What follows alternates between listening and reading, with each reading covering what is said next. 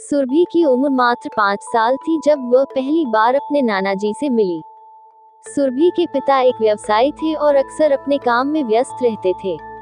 सुरभि की मां चाहती थी कि वह अपने बचपन का एक हिस्सा नाना नानी के साथ बिताए। इसीलिए गर्मियों की छुट्टियों में सुरभि को उनके गांव भेज दिया गया।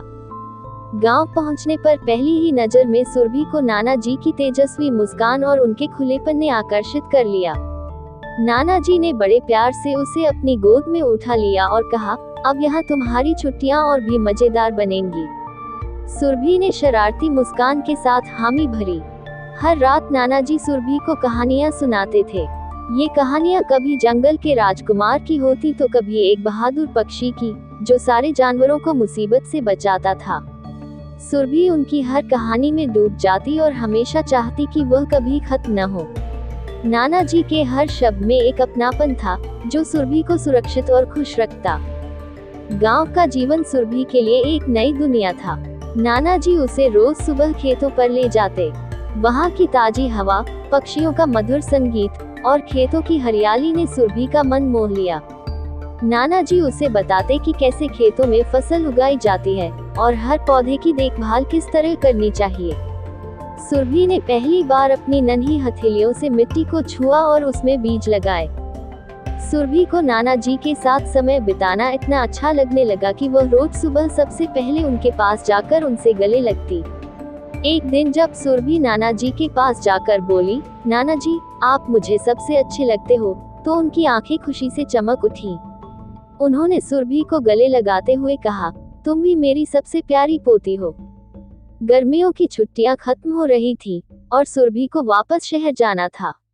नाना जी ने उसे प्यार से विदा किया, लेकिन उनकी आंखों में हल्की उदासी थी।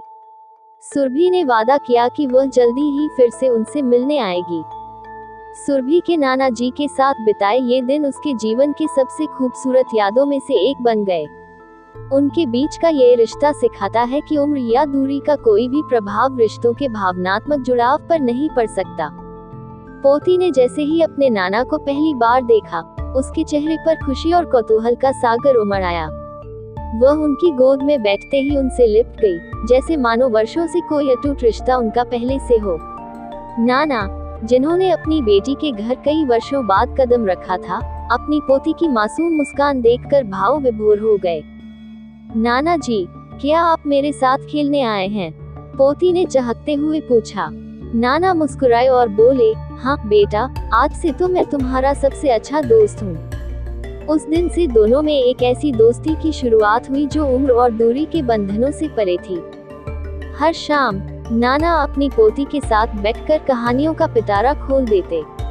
राजा रानी, परी और बहादुर सैनिकों की कहानियों में पोती इतनी मग्न हो जाती कि समय का भी अंदाजा नहीं रहता। एक दिन पोती ने पूछा, नाना जी, ये कहानियाँ कहाँ से लाते हो आप? नाना हंसकर बोले, ये कहानियाँ मेरी दादी ने मुझे सुनाई थी और अब मैं तुम्हें सुनाता हूँ। नाना की बातें सुनकर पोती ने सोचा, तो ये कहानियाँ मेरी अमानत हैं। कहानी सुनाते सुनाते नाना ने अपनी पोती को सिखाया कि हर कहानी के पीछे एक सबक छुपा होता है।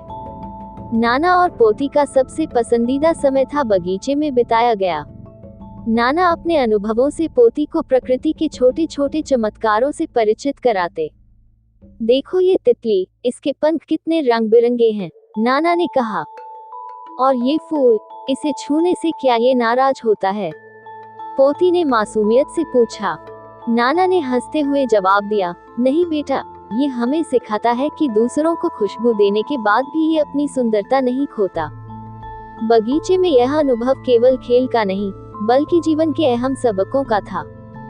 समय का पहिया घूमता गया और नाना को वापस अपने गांव लौटना पड़ा। विदाई के समय पोती ने नाना को गले लगाते हुए कहा, आप जल्दी वापस आओगे ना, नाना?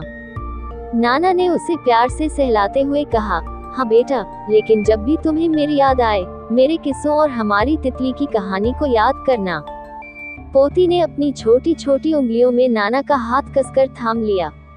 यह विदाई भावुक तो थी, लेकिन ये रिश्ता अब और मजबूत हो चुका था। समय बीतता गया, लेकिन नाना और पोती के बीच वह विशेष लगाव कभी कम नहीं हुआ। पत्र, कॉल और समय समय पर मिलने से दोनों की दोस्ती और मजबूत होती गई। पोती ने महसूस किया कि नाना के साथ बिताए हुए पल जीवन भर के लिए उसकी यादों का खजाना बन चुके हैं। उनकी कहानियां और सिखाए गए जीवन के सबक पोती के दिल और दिमाग में हमेशा के लिए घर कर गए।